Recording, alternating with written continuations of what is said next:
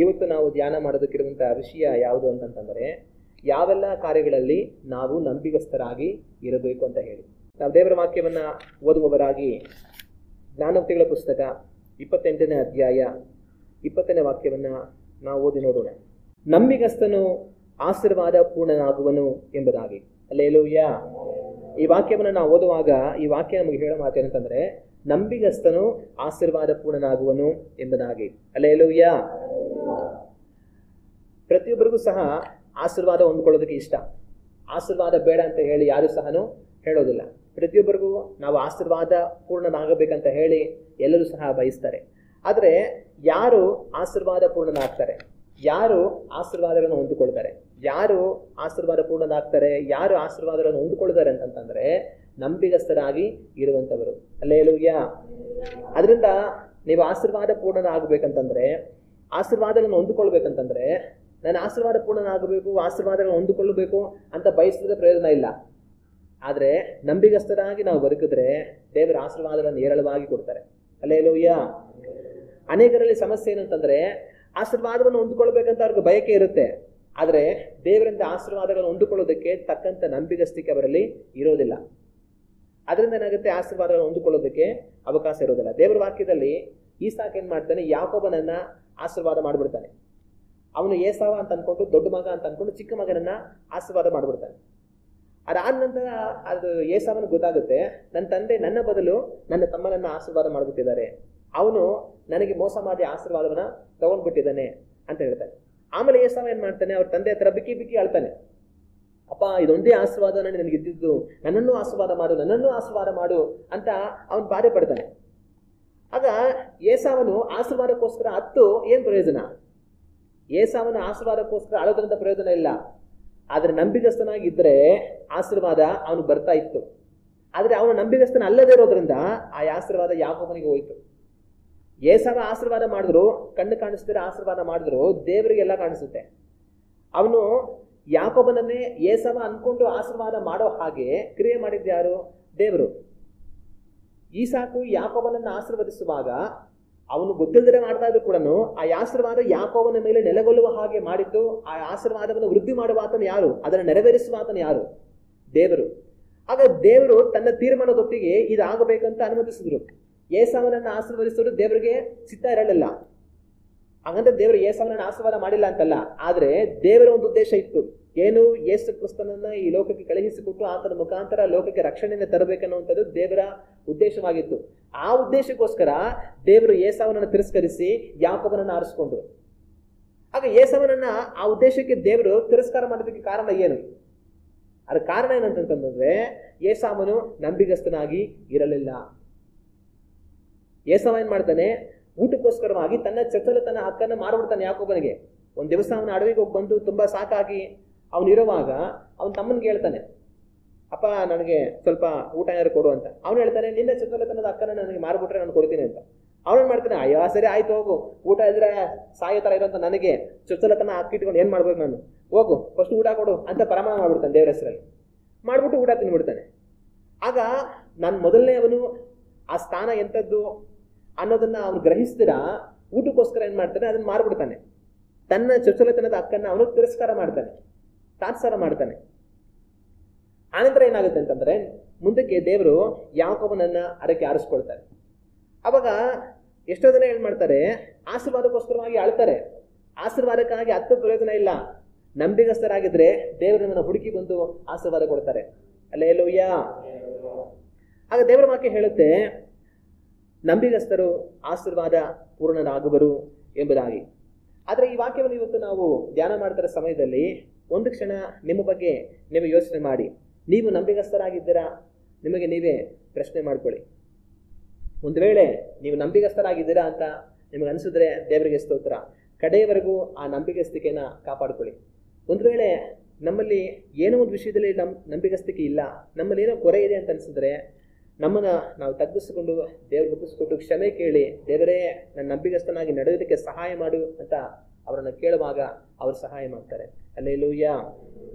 ದೇವ್ರ ವಾಕ್ಯ ನಮ್ಗೆ ಹೇಳೋ ಮಾತೇನಂತಂದ್ರೆ, ನಂಬಿಗಸ್ತನು ಆಶೀರ್ವಾದ ಪೂರ್ಣನಾಗುವನು ಎಂಬುದಾಗಿ. ನಂಬಿಗಸ್ತನು ಆಶೀರ್ವಾದ ಪೂರ್ಣನಾಗ್ತಾನೆ ಸರಿ, ಆದರೆ ನಾವು ಯಾವೆಲ್ಲ ಕಾರ್ಯಗಳಲ್ಲಿ ನಂಬಿಗಸ್ತರಾಗಿರಬೇಕು. ನಂಬಿಗಸ್ತನು ಆಶೀರ್ವಾದ ಪೂರ್ಣನಾಗುವನು ಅಂತ ಹೇಳುವಾಗ ಯಾವೆಲ್ಲ ಕಾರ್ಯಗಳಲ್ಲಿ ನಾವು ನಂಬಿಗಸ್ತರಾಗಿರಬೇಕು. ಯಾವೆಲ್ಲ ಕಾರ್ಯಗಳಲ್ಲಿ ನಾವು ನಂಬಿಗಸ್ತರಾಗಿರ್ಬೇಕಂತಂದ್ರೆ ಮೊಟ್ಟ ಮೊದಲಾಗಿ ನಮ್ಮ ಕರ್ತನಾದ ದೇವರಿಗೆ ನಾವು ನಂಬಿಗಸ್ತರಾಗಿರಬೇಕು. ಹಲ್ಲೆಲೂಯ. ನಂಬಿಗಸ್ತನು ಆಶೀರ್ವಾದ ಪೂರ್ಣನಾಗುವನು. ಆದರೆ ನಾವು ಯಾವೆಲ್ಲ ಕಾರ್ಯಗಳಲ್ಲಿ ನಂಬಿಗಸ್ತರಾಗಿರಬೇಕು? ಪ್ರಧಾನವಾಗಿ ದೇವರಿಗೆ ನಾವು ನಂಬಿಗಸ್ತರಾಗಿರಬೇಕು. ಹಲ್ಲೆಲೂಯ. ದೇವರ ವಾಕ್ಯದಲ್ಲಿ ನಮ್ಮ ಕರ್ತನಾದ ಯೇಸು ಕ್ರಿಸ್ತನು ಒಂದು ಘಟನೆ ಹೇಳ್ತಾರೆ. ಏನಂದ್ರೆ, ಒಂದು ಯಜಮಾನ ಇರ್ತಾನೆ. ಆ ಯಜಮಾನ ಬೇರೆ ಒಂದು ದೇಶಕ್ಕೆ ಹೋಗ್ತಾ ಇರ್ತಾನೆ. ಹೋಗೋದಕ್ಕಿಂತ ಮುಂಚೆ ತನ್ನ ಒಂದು 3 ಜನ ಸೇವಕರನ್ನು ಕರೆದು, ಒಬ್ಬನಿಗೆ 5 ತಲಾಂತು, ಒಬ್ಬನಿಗೆ 2 ತಲಾಂತು, ಒಬ್ಬನಿಗೆ 1 ತಲಾಂತು ಕೊಟ್ಟು ತಾನು ದೂರ ದೇಶಕ್ಕೆ ಹೊರಟೋಗ್ತಾನೆ. ಸುಮಾರು ಕಾಲ ಆದ್ಮೇಲಿಂದ ತಾನೇನ್ ಮಾಡ್ತಾನೆ, ಹಿಂತಿರುಗಿ ಬರ್ತಾನೆ. ಬಂದು ತನ್ನ ಸೇವಕರ ಹತ್ರ ಲೆಕ್ಕ ಕೇಳ್ತಾನೆ.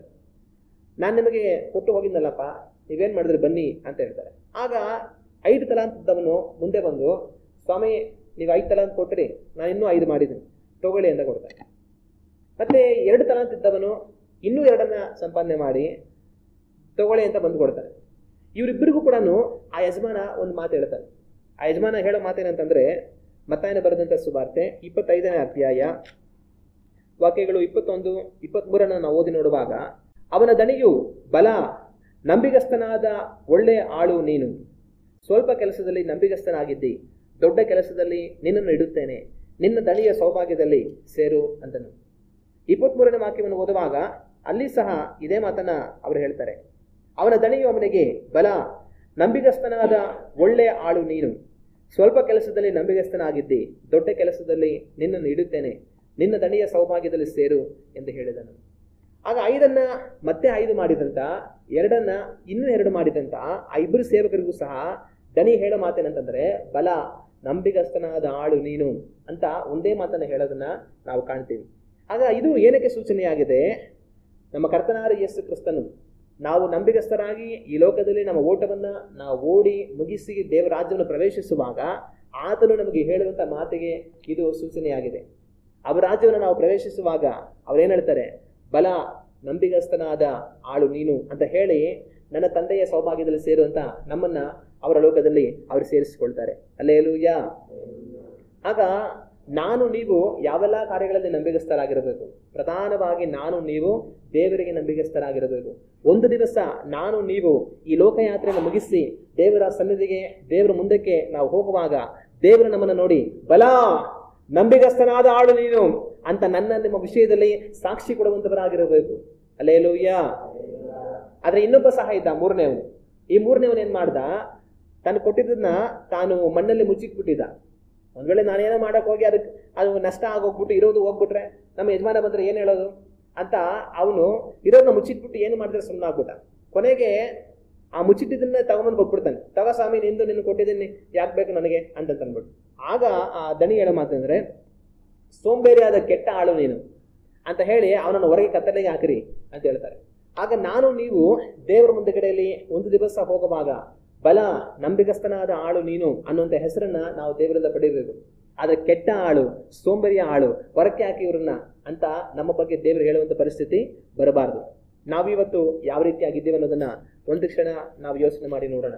ನಾನು ನೀವು ನಮ್ಮ ಕರ್ತನಾದ ದೇವರಿಗೆ ನಂಬಿಗಸ್ತರಾಗಿದ್ದು, ಬಲ, ನಂಬಿಗಸ್ತನಾದ ಆಳು ನೀನು ಅನ್ನೋ ಮಾತನ್ನ ನಿಮ್ಮ ವಿಷಯದಲ್ಲಿ ನಾವು ದೇವರ ಮುಂದೆ ಬರುವಾಗ ಕೇಳಬೇಕು. ಹಲ್ಲೆಲೂಯ. ನಂಬಿಗಸ್ತನು ಧನ್ಯನು. ಸರಿ, ನಾವು ದೇವರಿಗೆ ನಂಬಿಗಸ್ತರಾಗಿರಬೇಕು, ಸರಿ. ಆದ್ರೆ ದೇವರಿಗೆ ಯಾವೆಲ್ಲ ಕಾರ್ಯಗಳಲ್ಲಿ ನಾವು ನಂಬಿಗಸ್ತರಾಗಿರಬೇಕು? ದೇವರಿಗೆ ಯಾವೆಲ್ಲ ಕಾರ್ಯಗಳಲ್ಲಿ ನಾವು ನಂಬಿಗಸ್ತರಾಗಿರಬೇಕು? ದೇವರಿಗೆ ಯಾವೆಲ್ಲ ಕಾರ್ಯಗಳಲ್ಲಿ ನಾವು ನಂಬಿಗಸ್ತರಾಗಿರಬೇಕು ಅಂತಂತಂದ್ರೆ, ಮೊದಲಾಗಿ ನಾವು ದೇವರಲ್ಲಿಟ್ಟಿರುವಂತ ನಂಬಿಕೆಯಲ್ಲಿ ನಂಬಿಗಸ್ತರಾಗಿರಬೇಕು. ಹಲ್ಲೆಲೂಯ. ನಾವು ದೇವರಲ್ಲಿ ಯಾವೆಲ್ಲ ಕಾರ್ಯಗಳಲ್ಲಿ ನಂಬಿಗಸ್ತರಾಗಿರಬೇಕು ಅಂತಂತಂದ್ರೆ, ದೇವರಲ್ಲಿ ನಾವು ಇಟ್ಟಿರುವಂತ ನಂಬಿಕೆಯ ವಿಷಯದಲ್ಲಿ ನಾವು ನಂಬಿಗಸ್ತರಾಗಿ ಇರಬೇಕು. ಹಲ್ಲೆಲೂಯ. ಹಂಗಂದ್ರೆ ನಾವು ದೇವರಲ್ಲಿ ಇಟ್ಟಿರುವಂತ ನಂಬಿಕೆ ಯಾವಾಗಲೂ ಒಂದೇ ರೀತಿಯಾಗಿರಬೇಕು. ದೇವರಲ್ಲಿ ನಾವು ಇಟ್ಟಿರುವಂತ ನಂಬಿಕೆ ಯಾವಾಗಲೂ ಬದಲಾಗಬಾರದು. ದೇವರಲ್ಲಿ ನಾವು ಇಟ್ಟಿರುವಂತ ನಂಬಿಕೆ ಎಲ್ಲಾ ಸಮಯಗಳಲ್ಲೂ ಒಂದೇ ರೀತಿಯಾಗಿ ಅದಿರಬೇಕು. ಹಲ್ಲೆಲೂಯ. ಆದ್ರೆ ಅನೇಕರ ನಂಬಿಕೆ ಯಾವ ರೀತಿಯಾಗಿರುತ್ತೆ ಅಂತಂತಂದ್ರೆ, ಅದು ಅದಲು ಬದಲಾಗೋ ರೀತಿಯಲ್ಲಿರುತ್ತೆ. ಅನೇಕರು ದೇವರಲ್ಲಿರುವಂತ ನಂಬಿಕೆಯ ವಿಷಯದಲ್ಲಿ ನಂಬಿಗಸ್ತರಾಗಿ ಇರೋದಿಲ್ಲ. ದೇವರಲ್ಲಿಟ್ಟಿರುವಂಥ ನಂಬಿಕೆಯ ವಿಷಯದಲ್ಲಿನೇ ಅವ್ರ ನಂಬಿಕಸ್ಥರಲ್ಲ. ಅವ್ರ ನಂಬಿಕೆ ಮೇಲೆ ಕೆಳಗಡೆ ಹೋಗ್ತಾ ಇರುತ್ತೆ, ಬರ್ತಾ ಇರುತ್ತೆ. ಎಲ್ಲ ಕಾರ್ಯಗಳು ಅವ್ರಿಗೆ ಚೆನ್ನಾಗಿದ್ರೆ ಅವ್ರ ನಂಬಿಕೆ ದೇವರಲ್ಲಿ ದೃಢವಾಗಿರುತ್ತೆ. ಆದರೆ ಕಾರ್ಯಗಳು ವ್ಯತ್ಯಾಸವಾಗಿ ಹೋದರೆ ಅವ್ರ ನಂಬಿಕೆ ಹಾಗೆ ಇಳಿದು ಹೋಗುತ್ತೆ. ನಾವು ಚಿಕ್ಕ ವಯಸ್ಸಿನಲ್ಲಿ ಗಾಳಿಪಟ ಹಾಕಿಸ್ತಾ ಇದ್ವಿ. ಬಾಲಂಗೋಚಿ ಕಟ್ಬಿಟ್ಟು ಪಟವನ್ನು ಬಿಡ್ತಾ ಇದ್ವಿ. ಆ ಪಟ ಚೆನ್ನಾಗಿ ಆಕಾಶದಲ್ಲಿ ಹಾರಾಡ್ಕೊಂಡಿರೋದು. ಆದರೆ ಕೆಲವೊಂದ್ಸಲಿ ಸ್ವಲ್ಪ ಹೆಚ್ಚು ಕಡಿಮೆ ಆಗ್ಬಿಡೋದು. ಏನಂತಂದ್ರೆ ಅದಕ್ಕಿರುವಂಥ ಬಾಲಂಗೋಚಿ ಕಿತ್ಕೊಂಡು ಹಂಗೆ ಕೆಳಗಡೆ ಬಿದ್ದೋಗೋದು. ಆಗ ಚೆನ್ನಾಗಿ ಆಡ್ತಾ ಇದ್ದ ಪಟ ಆ ಮರುಕ್ಷಣದಿಂದ ಏನಾಗೋದು ಅಂತಂತಂದ್ರೆ ಅದು ಚೆನ್ನಾಗಿ ಗೋತ್ಲ ಹೊಡೆಯಕ್ಕೆ ಶುರು ಮಾಡೋದು. ಬಾಲಂಗೋಚಿ ಇರೋವರೆಗೂ ಕೂಡ ಪಟ ಸರಿಯಾಗಿ ಆಡ್ತಾ ಇರೋದು. ಆದರೆ ಆ ಬಾಲಂಗೋಚಿ ಒಂದು ವೇಳೆ ನಾವು ಸರಿಯಾಗಿ ಕಟ್ದಿರಾ ಹೆಚ್ಚು ಕಡಿಮೆ ಆಗಿ ಅದು ಬಿದ್ದೋಗ್ಬಿಟ್ರೆ ಅಷ್ಟೇ ಅದಿರೋದಾಗಲೇ ಸುತ್ತಿ ಹೋಗೋದು. ಅವಾಗ ಅನೇಕರ ನಂಬಿಕೆ ಈ ಥರನೇ ಇರುತ್ತೆ. ಅಂದರೆ ಎಲ್ಲ ಚೆನ್ನಾಗಿರುವಾಗ ಆ ಗಾಳಿಪಟ ಯಾವ ಥರ ಹಾರ್ಕೊಂಡು ಆಯಾಗಿತ್ತು, ಅವರು ಎಲ್ಲ ಚೆನ್ನಾಗಿರುವಾಗ ಅವ್ರ ನಂಬಿಕೆನೂ ಹಂಗೆ ಚೆನ್ನಾಗಿರುತ್ತೆ. ಆದರೆ ಕೆಲವು ಸಲ ಏನಾಗುತ್ತೆ, ಏನೋ ಒಂದು ಇಕ್ಕಟ್ಟನ್ನ, ಏನೋ ಒಂದು ತೊಂದರೆನ, ಬಾಧೆನ ದೇವರು ಅನುಮತಿಸುವಾಗ ಅವ್ರ ಜೀವಿತದಲ್ಲಿ ಅವರ ನಂಬಿಕೆ ಬಿದ್ದು ಹೋಗಿ ಅವ್ರು ಗೋತ್ಲ ಹೊಡಿತಾ ಇರ್ತಾರೆ. ಹಂಗಂದ್ರೆ ಎಲ್ಲ ಚೆನ್ನಾಗಿರುವಾಗ ದೇವರನ್ನ ಸ್ತುತಿಸ್ತಾರೆ, ದೇವರನ್ನ ಮಹಿಮೆ ಪಡಿಸ್ತಾರೆ, ದೇವರು ಎಷ್ಟು ಒಳ್ಳೆಯವರು, ಅಪ್ಪ ಸ್ತೋತ್ರ ಹಲ್ಲೆಲೂಯಾ ಅಂತ ಇರ್ತಾರೆ. ಒಂದು ವೇಳೆ ದೇವರು ಏನಾದರೂ ಕೆಲವೊಂದ್ಸಲಿ ಕೆಲವೊಂದು ಕಷ್ಟಗಳನ್ನ, ಕೆಲವೊಂದು ಸಮಸ್ಯೆಗಳನ್ನ ಅವ್ರಿಗೆ ಅನುಮತಿಸಿದ್ರೆ ಆಮೇಲೆ ಏನ್ ಮಾಡ್ತಾ ಇರ್ತಾರೆ, ಅವ್ರು ಗೋತ್ಲ ಹೊಡಿತಾ ಇರ್ತಾರೆ. ಗೋತ್ಲ ಹೊಡಿಯೋದು ಅಂತಂದ್ರೆ, ದೇವರೇ ನಿನ್ನ ನಂಬಿ ಏನ್ ಪ್ರಯೋಜನ, ನಿನ್ ಮೇಲೆ ವಿಶ್ವಾಸ ಇಟ್ಟು ಏನ್ ಪ್ರಯೋಜನ, ನಾನು ಸಭೆಗೆ ಬಂದು ಏನ್ ಪ್ರಯೋಜನ, ನಾನು ಪ್ರಾರ್ಥನೆ ಮಾಡಿ ಏನ್ ಪ್ರಯೋಜನ, ಇಷ್ಟು ವರ್ಷ ನಿನಗೋಸ್ಕರ ಜೀವಿಸಿ ಏನ್ ಪ್ರಯೋಜನ, ಯಾಕೆ ಇದೆಲ್ಲ ಆಗ್ಬೇಕಾಯ್ತು ನನಗೆ ಅಂತ ನಂಬಿಕೆಯಲ್ಲಿ ಹಾಗೆ ಬಿದ್ದು ಹೋಗ್ತಾರೆ. ಆದ್ರೆ ನಿಮ್ಮ ನಂಬಿಕೆ ಆ ರೀತಿಯಾಗಿರಬಾರ್ದು. ಆದ್ರೆ ಆ ರೀತಿಯಾಗಿರುವವರ ನಂಬಿಕೆಯ ಪರಿಸ್ಥಿತಿ ಏನು? ಅವರ ನಂಬಿಕೆಯಲ್ಲಿ ಅವರು ನಂಬಿಗಸ್ತರು ಅಲ್ಲ. ಒಂದು ವೇಳೆ ಒಬ್ಬನು ನಂಬಿಕೆಯಲ್ಲಿ ನಂಬಿಗಸ್ತನಾಗಿದ್ದಾನೆ ಅಂತಂದ್ರೆ ಅವನ ನಂಬಿಕೆ ಎಲ್ಲಾ ಸಮಯಗಳಲ್ಲಿ ಒಂದೇ ರೀತಿ ಇರುತ್ತೆ. ಬದಲಾಗದವನು ನಂಬಿಗಸ್ತನು. ನಾನು ನೀವು ದೇವರಲ್ಲಿರುವಂತ ನಂಬಿಕೆಯ ವಿಷಯದಲ್ಲಿ ನಂಬಿಗಸ್ತರಾಗಿರಬೇಕು. ಎಲ್ಲಾ ಚೆನ್ನಾಗಿರುವಾಗಲೂ ನಮ್ಮ ನಂಬಿಕೆ ಒಂದೇ ತರ ಇರಬೇಕು. ಎಲ್ಲಾ ಬಿದ್ದು ಹೋಗುವಾಗಲೂ ನಮ್ಮ ನಂಬಿಕೆ ಹಾಗೆ ಇರಬೇಕು. ಹಲ್ಲೆಲೂಯಾ. ಏನಾದ್ರೂ ಒಂದು ನಮ್ಮ ಜೀವಿತದಲ್ಲಿ ಬಿದ್ದೋಗೋದಿಲ್ಲ ಅಂತಂದ್ರೆ ಅದು ದೇವರ ಮೇಲೆ ನಾನು ಇಟ್ಟಿರುವಂತ ನಂಬಿಕೆ. ಎಲ್ಲ ನನ್ನ ಜೀವಿತದಲ್ಲಿ ಬಿದ್ದೋಗ್ಬೋದು, ಆದ್ರೆ ಒಂದು ಮಾತ್ರ ಯಾವತ್ತೂ ಬೀಳೋದಿಲ್ಲ, ಅದು ದೇವರ ಮೇಲೆ ನಾನು ಇಟ್ಟಿರುವಂತ ನಂಬಿಕೆ. ಆ ರೀತಿಯಾಗಿ ನಮ್ಮ ನಂಬಿಕೆ ಇರಬೇಕು. ನಂಬಿಕೆಯಲ್ಲಿ ನಾವು ನಂಬಿಗಸ್ತರಾಗಿರಬೇಕು. ಹಲ್ಲೆಲೂಯಾ. ಇವತ್ತು ನಿಮ್ಮ ನಂಬಿಕೆ ಯಾವ ತರ ಇದೆ ಪರೀಕ್ಷೆ ಮಾಡ್ಕೊಳ್ಳಿ. ಎಲ್ಲ ಚೆನ್ನಾಗಿರುವಾಗ ನಿಮಗೆ ನಂಬಿಕೆ ಚೆನ್ನಾಗೇ ಇರುತ್ತೆ. ಆದರೆ ಇಕ್ಕಟ್ಟುಗಳು ಬರುವಾಗ, ಬಿಕ್ಕಟ್ಟುಗಳು ಬರುವಾಗ, ಸಮಸ್ಯೆಗಳು ಬರುವಾಗ, ತೊಂದರೆಗಳು ಬರುವಾಗ ನಿಮ್ಮ ನಂಬಿಕೆ ಯಾವ ತರ ಇದೆ? ನಿಮ್ಮ ನಂಬಿಕೆ ಎಲ್ಲಾ ಚೆನ್ನಾಗಿರುವಾಗಲೂ ಯಾವ ತರ ಇತ್ತೋ ಅದೇ ತರ ಎಲ್ಲ ಒಂದು ವೇಳೆ ದಾರಿ ತಪ್ಪಿ ಹೋಗುವಾಗಲೂ ಇದ್ರೆ ನೀವು ನಂಬಿಕೆಯಲ್ಲಿ ನಂಬಿಗಸ್ತರು, ನೀವು ಆಶೀರ್ವಾದ ಪೂರ್ಣನಾಗುವಿರಿ. ಹಲ್ಲೆಲೂಯಾ. ದೇವರನ್ನು ನಂಬಿ ದೇವರ ವಾಕ್ಯದಲ್ಲಿ ಕೆಟ್ಟವರಿಲ್ಲ. ನಿಮ್ಮ ನಂಬಿಕೆಯನ್ನು ನೀವು ದೃಢವಾಗಿ ಹಿಡಿದುಕೊಳ್ಳೋದ್ರಿಂದ ಕಡೆಗೆ ನಿಮಗೆ ಆಗ ನಷ್ಟ ಯಾವುದೂ ಸಹ ಇಲ್ಲ. ಆದ್ರೆ ನಂಬಿಕೆಯಲ್ಲಿ ಎಡವಿದವರು, ನಂಬಿಕೆಯಲ್ಲಿ ಬಿದ್ದು ಹೋದವರು ದೇವರ ವಾಕ್ಯದಲ್ಲಿ ಎಷ್ಟೆಷ್ಟನ್ನು ಕಳೆದುಕೊಂಡಿದ್ದಾರೆ. ನಾನು ನೀವು ಆ ರೀತಿಯಾಗಿರಬಾರದು. ನಮ್ಮ ನಂಬಿಕೆ ಬಂಡೆಯ ಉಪಾಧಿಯಲ್ಲಿ ದೇವರಲ್ಲಿ ಇರಬೇಕು, ಪರ್ವತದ ಉಪಾಧಿಯಲ್ಲಿ ಇರಬೇಕು. ಒಂದು ಪರ್ವತ ಅದು ಯಾವ ತರ ಅಲಾಡುತ್ತಾ, ಮಳೆ ಬರಲಿ, ಬಿಸಿಲು ಬರಲಿ, ಗಾಳಿ ಬರಲಿ, ಪ್ರವಾಹ ಬರಲಿ, ಸಿಡಿಲು ಹೊಡಿಲಿ, ಏನೇ ಆಗಲಿ ಆ ಪರ್ವತ ಇದ್ದಂಗೆ ಇರುತ್ತೆ. ನಿಮ್ಮ ನಂಬಿಕೆ ಅದೇ ತರ ಇರಬೇಕು. ಹಲ್ಲೆಲೂಯಾ. ಪ್ರವಾಹಗಳು ಬರಬಹುದು, ಮಳೆ ಬರಬಹುದು, ಎಲ್ಲ ಕೊಚ್ಚಿ ಹೋಗಬಹುದು, ಸಿಡಿಲು ಹೊಡಿಬಹುದು, ಏನ್ ಬೇಕಾದ್ರೂ ಆಗಬಹುದು. ಆದ್ರೆ ನಿಮ್ಮ ನಂಬಿಕೆ ಕ್ರಿಸ್ತ ಯೇಸುವಿನಲ್ಲಿ ಆ ಬಂಡೆಯ ಮೇಲೆ ಕಟ್ಟಿರುವಂತಹ ಮನೆಯ ರೀತಿಯಲ್ಲಿ ಇರಬೇಕು. ಅದು ಯಾವತ್ತೂ ಕದಲಿ ಹೋಗಬಾರದು. ಹಲ್ಲೆಲೂಯಾ. ಇವತ್ತು ನಮ್ಮ ನಂಬಿಕೆ ಯಾವ ರೀತಿಯಾಗಿದೆ ಅನ್ನೋದನ್ನ ನಾವು ಯೋಚನೆ ಮಾಡಿ ನೋಡೋಣ. ದೇವರ ವಾಕ್ಯದಲ್ಲಿ ದೇವರು ಯೋಬನಿಗೆ ಶೋಧನೆಯನ್ನು ಅನುಮತಿಸ್ತಾರೆ. ಸೈತನ್ ಬಂದು ದೇವರ ಹತ್ರ 2 ಸರಿ ಯೋಬನನ್ನ ಶೋಧಿಸೋದಕ್ಕೆ ಅಪ್ಪಣೆ ಕೇಳ್ಕೊಂಡು ಬರ್ತಾನೆ. ಒಂದು ಸರಿ ಅವನಿಗಿರುವಂತ ಆಸ್ತಿ ಪಾಸ್ತಿ, ಅವನಿಗಿರುವಂತ ಮಕ್ಕಳು ಎಲ್ಲರನ್ನ ಅಳಿಸೋದಕ್ಕೆ ಅಪ್ಪಣೆ ಕೇಳ್ಕೊಂಡು ಬರ್ತಾನೆ. ಅದರಂತೆ ಎಲ್ಲವನ್ನ ಅಳಿಸ್ಬಿಡ್ತಾನೆ. ತಿರ್ಗಾ ಇನ್ನೊಂದ್ಸರಿ ಹೋಗಿ ಮತ್ತೆ ಅಪ್ಪಣೆ ತಗೊಂಡ್ ಬಂದು ಯೋಬನನ್ನ ತಾಕ್ತಾನೆ. ಅವನ ತಲೆಯಿಂದ ಕಾಲುವರೆಗೂ ರೋಗ ಬರೋ ತರ ಮಾಡ್ತಾನೆ. ಆದ್ರೆ ದೇವರು 2 ಸರಿ ಕೂಡ ಸೈತನನಿಗೆ ಯೋಬನನ್ನ ಮುಟ್ಟೋದಕ್ಕೆ ದೇವರು ಅವಕಾಶ ಕೊಡ್ತಾರೆ. ಏನಕ್ಕೆ ದೇವರು ಅವಕಾಶ ಕೊಟ್ಟರು? ದೇವರು ಏನಕ್ಕೆ ಯೋಬನನ್ನ ಮುಟ್ಟೋದಕ್ಕೆ ಸೈತನನಿಗೆ ಅವಕಾಶ ಕೊಟ್ಟರು ಅಂದ್ರೆ ದೇವರಿಗೆ ಯೋಬನ ಬಗ್ಗೆ ಗೊತ್ತು. ಯೋಬ ಎಂತವನು, ಅವನ ನಂಬಿಕೆ ಎಂತದ್ದು ಅನ್ನೋದು ದೇವರಿಗೆ ಗೊತ್ತು. ಇಷ್ಟೆಲ್ಲ ಆದ್ರೂ ಅವನು ನನ್ನನ್ನು ದೂಷಿಸೋದಿಲ್ಲ, ಅವನು ನನ್ನಲ್ಲಿಟ್ಟಿರುವಂತ ನಂಬಿಕೆ ಬದಲಾಗೋದಿಲ್ಲ ಅನ್ನೋದು ದೇವರಿಗೆ ಗೊತ್ತು. ದೇವರಿಗೆ ಯೋಬನ ಮೇಲೆ ಅಷ್ಟು ಭರವಸೆ. ಯೋಬನು ಎಂತವನು ಅಂತ ನನಗೆ ಗೊತ್ತು, ನೀನೇನು ಮಾಡ್ತೀಯ ಮಾಡು ಅಂತ ಸೈತಾನನಿಗೆ ನನಗೆ ಅವಕಾಶ ಕೊಟ್ರು. ಇವತ್ತು ನಿಮ್ಮ ವಿಷಯದಲ್ಲಿ ದೇವರಿಗೆ ಆ ಭರವಸೆ ಇದೆಯಾ?